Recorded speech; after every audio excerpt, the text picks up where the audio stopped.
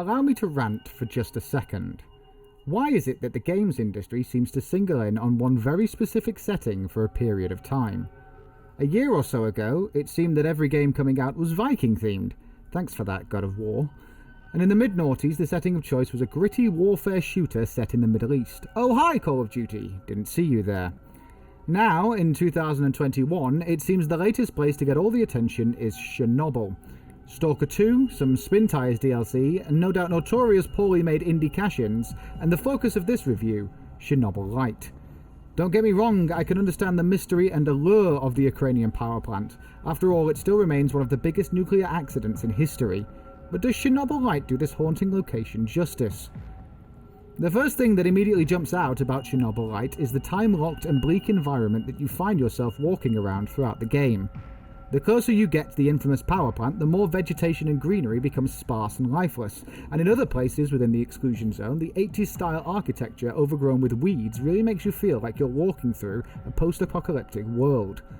For the most part, this design feels haunting and eerie, and really immerses you within this world of the exclusion zone. Unfortunately, this is where the praise for the design sadly runs out. Interiors of buildings feel very cut and paste, and the crafting elements, which we'll get onto a little later, just lack any sort of inspiring design.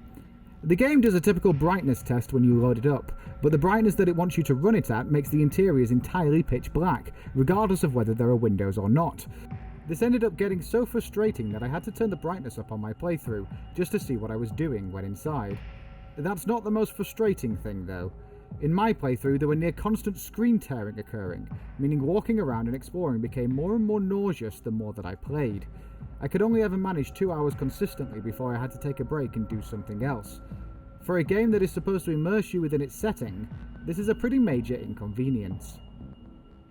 The story of the game centers around you playing as Igor, a physicist once employed at Chernobyl, who is now looking for his missing fiancée Tatiana, who mysteriously disappeared during the fallout of the nuclear meltdown. The story does take a few hours to get going, but once it does, it is fairly intriguing. There is an option to have dialogue in English or Russian with English subtitles, which I actually really appreciated as it gives authenticity to the story. After a few hours though, I found myself switching back to the English language version, as the Russian version feels so very boring. This may just be me, however, and if you are engaged with games such as Metro 2033, you'll probably be fine here. The English isn't much better, however, as instead of lifeless and emotionless, it is full of ham all the time. Carry On Chernobyl is not the sequel any of us wanted. The game opens up with a failed mission into the Chernobyl sarcophagus, where Igor and colleagues Olivier and Anton are handily defeated by some spooky radioactive demons.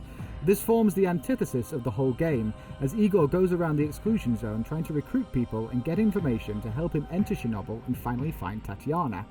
Alongside this, it seems as though there may be more to Tatiana's mysterious disappearance, and so while on missions you may find clues linking to her disappearance and the truth. This is presented as two big boards in your base, which nicely and neatly organise the information you've collected so far. It's an intriguing and gripping plot, and makes up for a lot of Chernobylite's more mundane elements.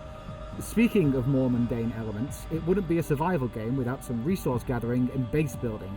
You are gifted a large warehouse at the start of the game, and it is your job to collect resources throughout missions and build up your base to a more livable standard. If the base is too gloomy and depressing, you and your companions won't get enough rest, thus decreasing your chances of successfully completing missions. As a gameplay element, I love the idea, but its execution leaves a lot to be desired. There is no real customization on offer here, save for where you put certain things within your base, and no matter how many decorative items you buy, the warehouse still feels gloomy, bleak, and dank. The crafting elements that I mentioned before are all prefabricated and quite uninspiring, making the base feel lifeless. House Flipper, this ain't. I admit I'm going into this review slightly biased about the setting of Chernobyl. As a subjective gamer, the setting does nothing to spark my interest and curiosity. Chernobylite, unfortunately, does nothing to change my opinion of this, which is why I can't give it any more than a 5 out of 10. If the infamous power plant is a place that fascinates you, then you might find some joy in it, but for the most part I found it dull, depressing, and bleak. A winter of discontent, indeed. I've been Ben for Invicta Magazine, and thank you very much for watching. Let us know what you think in the comments, and if you enjoyed it, please do give this video a like and a share. Don't forget to hit that subscribe button and keep up with our latest content. You can also find us on Facebook, Instagram and Twitter, plus we regularly stream on Twitch. You can find all those links in the description below, along with our website. See you next time. Goodbye for now.